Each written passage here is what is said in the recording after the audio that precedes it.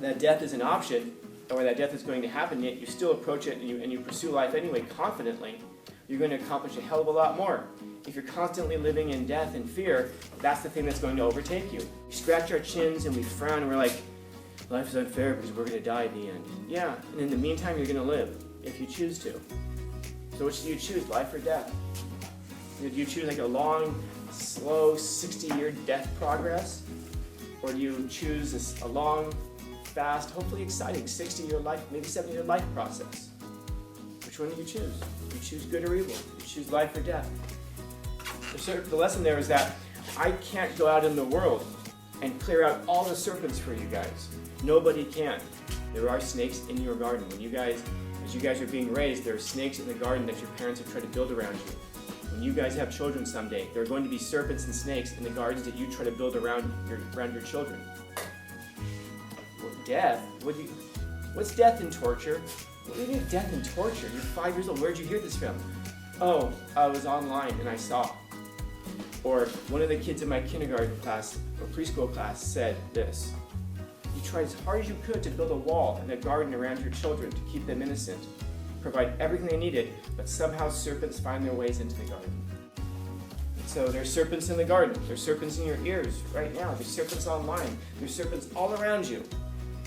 I can't make the world safer for you by going out and killing all of the serpents. What I can do, hopefully, is give you a tool set so that you can deal with the serpents in the world. Just mean everybody you come across in your life is supposed to be teaching you. And teach you how to deal with the serpents of life.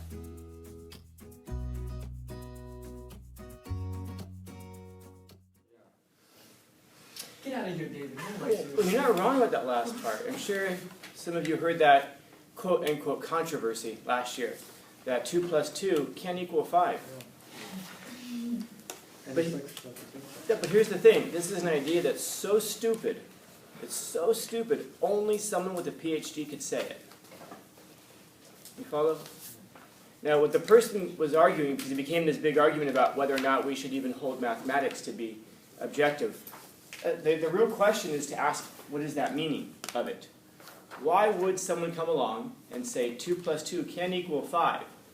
What's the meaning of that kind of a statement? Not just what does it literally say, but more detailedly underneath the surface, what does it mean?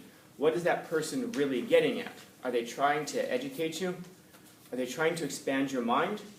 Or are they trying to shake the foundations of objective reality for you?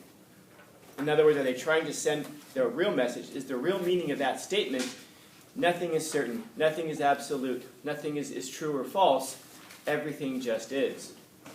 And if that's the case, I guess we ask that question, does this person really believe it? If you had a choice between getting on an airplane that was built by people who believe that 2 plus 2 equals 4, or better yet, acknowledge it, believe it, or on an airplane built by people who believe that 2 plus 2 could equal 5, which of those two airplanes would you get on? And this becomes part of the problem, is that we can live so much in the theoretical realm that we entirely ignore the practical realm, what's real. We recognize, well, in a classroom, we can pontificate, say 2 plus 2 can equal 4, under certain, very precise circumstances. We can sit there and go, interesting. And then afterwards, golf clap for the professor. And then when we get in our cars, we would never drive home in cars, who were built by people who believe what that professor just told us. And then we like to be able to go online and say, well, and give a quarter-assed argument that our professor just gave, explaining how 2 plus 2 can equal 5 under certain circumstances. By the way, the person who was making this claim online and became viral was someone who's a graduate getting a PhD in mathematics at Harvard. And the person begins their article by explaining, I am getting my PhD in mathematics at Harvard. Just remember, guys, whenever you get impressed by somebody who went to Harvard, they let me in. Okay? Let that establish your expectations. Whenever you get impressed by it, just go back and watch one of my videos where I can't put a sentence together. And I just spew the F word out of frustration. Okay? Just remember that. Just like if you ever sit there and think that you can't graduate college, it's too difficult, it's too much, just remember every teacher you've ever had. graduated from a university. Every substitute teacher you've ever had also graduated from a university, including the ones who couldn't turn on the projectors, even the ones who couldn't figure out which key would open the door. They also went to a university and graduated. So don't let those things impress you, because that's what they're designed to do. Someone puts letters in front of their name or after their name. What else? What would be an example of a doctrine when he says this? Yeah, it's a belief system. It's a belief system. So you can think about, what's an example of a belief system that people have? Religions. Yeah, religions will be doctrines. Nihilism. Nihilism is a doctrine. Yeah, any kind of a belief system is a doctrine. And so you think about a religious system, a religious doctrine, you can only be certain about it if you don't understand it. You can only be certain about it if you don't understand it. Those of you in this class who are religious, I want to make sure that I understand your position. You're telling me that there is some ghost, some sky ghost, that makes a physical world and knows everything, but somehow can't keep the very first book of the Bible straight. Yeah. Okay. So if you look at the first book of the Bible, you've got two different stories of creation in the first and second chapters. That's the very beginning. You've never noticed this? Yeah. But if you understood this, and then if you actually look at the text and you realize, this is quite clearly two different stories that somebody took and put together to make one story out of. If you just look at the details of it, it gives two very different, Genesis 1, Genesis 2 gives two very different explanations. So if you understand that, then all of a sudden it'll start to creep in doubt into your head. You'll sit there and go, really? Now if you go back and look at it, you'll see it. Because now you can't unsee it. You've been told this. If you're a Muslim, if you understand that your religion teaches you that at night the sky goes to sleep in a pool of jelly, that's where it goes. If you understand that, does the sun go to sleep in a pool of jelly every night? No, but that's the thing. You can only be certain of that doctrine if you don't really understand it. Those of you who are atheists, let me understand this correctly. In the beginning there was nothing, and then it exploded. Okay. All right, understood. Let me make sure I understand this correctly. Those of you who are into your transgender politics. Some males can have periods, and some women have penises. Okay? Do we have no understanding of how genetics work? If you really stop and think about it, well, there's a difference between gender and sex. Then why do you keep conflating the two? Why is it that you get pissed off if someone misgenders you? Maybe they're properly sexing you by calling you by your sex, not your gender. Those of you who won't just call people by the names that they prefer, do you have a nickname that you prefer? Does everybody in here go by your first name? Anybody in here cringe when on the first day of school your teacher calls you by the name that you don't actually go by? Or mispronounces your name and makes it sound silly and everybody laughs? Nobody that happens to you? My point is that we are so absolutely goddamn certain about things because we don't think about them. It's the only way you can be certain about your point of view. I'm not saying that you should therefore go through life and not be certain about anything. I'm going to tell you right now, 2 plus 2, it equals 4. Okay? There are answers to these things.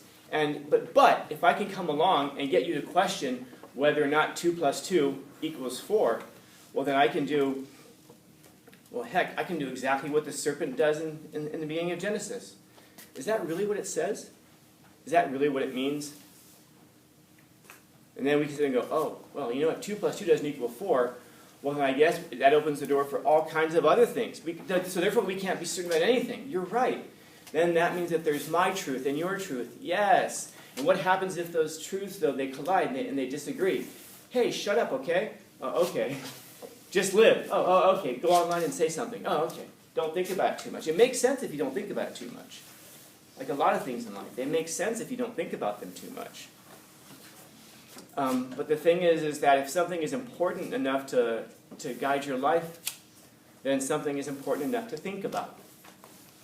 And every doctrine, every system has to deal with some problems. There are some contradictions. That doesn't mean that they're not resolvable. All of the things I just mentioned about religion and about sex and gender and about the universe, all of them have answers.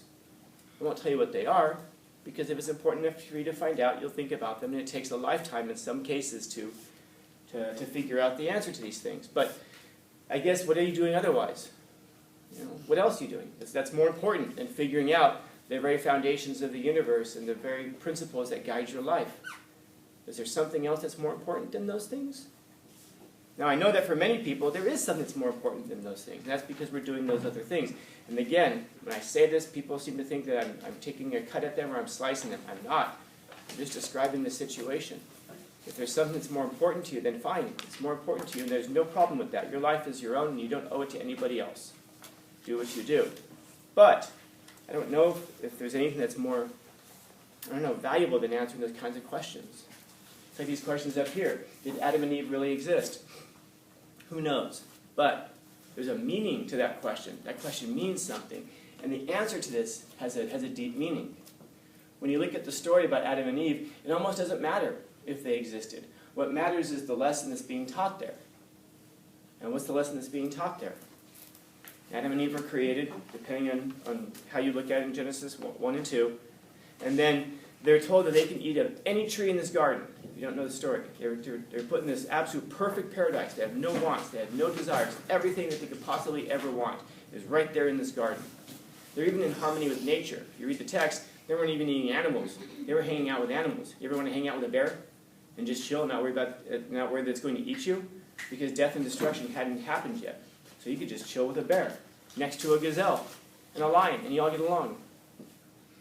And then they're told you can eat of anything that's in this garden, any tree you want, except for that one tree right there, the knowledge of good and evil. People think it's the tree of knowledge. No, it's the tree of the knowledge of good and evil. Because he says once you eat of it, you're going to know good from evil. And then one day Eve is walking around by herself. Well, there's a lesson there, isn't there? Why was she created? So they would be together. So why weren't they together that day? They weren't doing what they were supposed to do. They separated out and they went their separate ways. And then what happens when people are separated from their other halves? You're only half of a person. So then the serpent tempts only half of the person. And which half of the person gets tempted?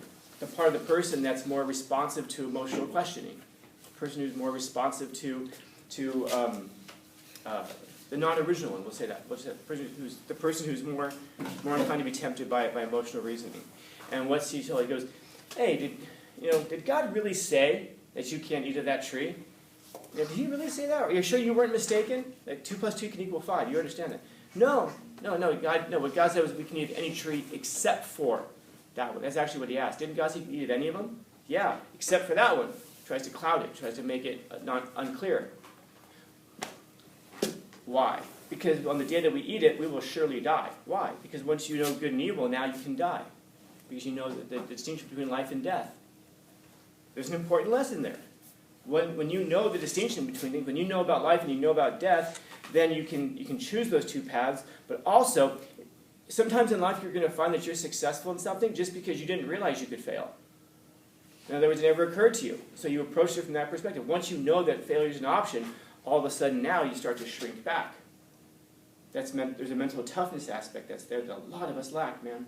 If you realize that death is an option, or that death is going to happen, yet you still approach it and you pursue life anyway confidently, you're going to accomplish a hell of a lot more. If you're constantly living in death and fear, that's the thing that's going to overtake you. You're going to die. You're also going to live. We focus on the whole thing like we scratch our chins and we frown and we're like, life is unfair because we're going to die at the end. Yeah, and in the meantime, you're going to live if you choose to. So which do you choose, life or death? Do you choose like a long, slow, 60-year death progress? Or do you choose a long, fast, hopefully exciting 60-year life, maybe 70-year life process? Which one do you choose? You choose good or evil. You choose life or death. So then the serpent says, listen, you're not really going to die if you eat that tree. In fact, here's the thing. God knows that on the day that you eat of that tree, you're going to become just like him, knowing good from evil. Even straight out says, this is the terrible thing that's going to happen to you. He says it. This is going to happen to you. You're going to know good from evil. But what is it that appeals to her? I can be like God. I can decide the nature of reality. I can decide truth. I can decide that 2 + 2 = 5. And you know what? He never said you're going to be as powerful as him. He just said you're going to be like him in the sense that you're going to know good from evil. And how is it that God would know good from evil? Because he's talking to... There's the serpent in the garden. And so there's a lesson there. The lesson there is that I can't go out in the world and clear out all the serpents for you guys. Nobody can. If you came to me and said, I'm afraid of serpents, I can't say, okay, stay right here. I'm going to go kill all the snakes in the world. The snakes are not only are the snakes in the world, the snakes are in the garden. That's bad. And we might ask that question of like, well, why would God have allowed the snake to enter the garden? Who cares? The meaning of it is that the snake was there. There are snakes in your garden. As you guys are being raised, there are snakes in the garden that your parents have tried to build around you. When you guys have children someday, there are going to be serpents and snakes in the gardens that you try to build around your children. They're going to come home someday and ask you some weird question like, like a 5-year-old, you're going to come and go, what does death mean? What, death? What's death and torture? What do you mean death and torture? You're 5 years old. Where did you hear this from? Oh, I was online and I saw. Or one of the kids in my kindergarten class or preschool class said this. You tried as hard as you could to build a wall and a garden around your children to keep them innocent, provide everything they needed, but somehow serpents find their ways into the garden. When you guys come into school, we say, this is going to be a safe place. And now, fine, safe space, no problem. But now here's what safe space means to us now, though. You will encounter nothing offensive, which means everything's going to be bland and vanilla. And then we're going to sit there and go, oh, good. And then the next breath say, school is so boring. We take everything interesting and exciting out of it, and then we complain that it's too boring. Yeah? And it's interesting, too, by the way. People will come to school and complain about being boring with their AirPods in, watching videos, and then again, complain that it's boring, and then go home and do the exact same thing for another 6 hours. I don't know what to say at that.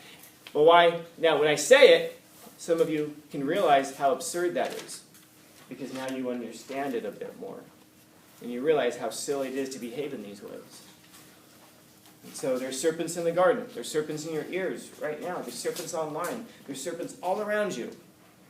I can't make the world safer for you by going out and killing all of the serpents. What I can do, hopefully, is give you a tool set so that you can deal with the serpents in the world. And not just me, obviously not just me. Everybody you come across in your life who's supposed to be teaching you can teach you how to deal with the serpents of life. Rather than lie to you and say, don't worry, we're going to create the perfect society that will have no serpents. And I can stare off in the distance and cue the Soviet music. Do aliens exist? There's a meaning to that question. It's not just do aliens exist. Who knows? Maybe yes or no. The question goes back to something like AJ was pointing out. If so, what does that mean? If not, what does that mean? Why is it that some of us are just really, really, really hoping that there are aliens out there? That means something. It means you probably are not religious in your own mind. You are religious. You just have a different God that you're hoping is out there. That you really, really, really believe is out there, although you've never seen it before. These are the people who come along and say, let me get this straight. You believe that there's like some bearded guy in the sky who created all of this. The difference between that and a person who believes in simulation theory. Let me get this straight. You believe there's a guy with a neck beard in his mother's basement who created all of this. Well, that's the more scientific approach. Stupid. You don't understand it. And if you understood it, we'd realize how silly that is. And so the real, of course, tragedy of it is that many people go all the way through life and never at any point stop and think about how silly and absurd that is. And if you do, you might look back and go, holy crap, I just based my whole life on this one silly idea, hoping that aliens were out there, or hoping that God was there. or believing in some ideology, some political system, some ruler, and look back on it and think, wow, I never even really questioned it. And by the way, at that point, there's a very low chance you're going to question it because you don't want to. Because what if it turns out that every minute of your life was guided by some ideology that was complete bullshit? An ideology that told you that 2 + 2 = 5. 2 + 2 does not equal 5. And all of our systems, they're shorn of strength when we start to understand them. That doesn't mean that they're wrong. What it means is that it's worth thinking about. Because again, what are we doing otherwise? What else are we doing in the meantime? We've got time. What we lack is the inclination and the motivation. Some of you will never figure it out. That's okay, man. I love you anyway. And your life is yours. Don't do anything because I tell you to do it. I don't come in here telling you to do anything. I present you the ideas and the options, and now you've got access to ideas and things that you otherwise wouldn't have had. I am not trying to entertain you. I will have failed miserably if I try to entertain you. But you have access to things that other people do not. They'll have access to things that you don't also, because you can't cover everything. But you can never say no one's ever told you. Questions, comments, concerns, complaints, criticisms? Good to you. All right. Happy Tuesday.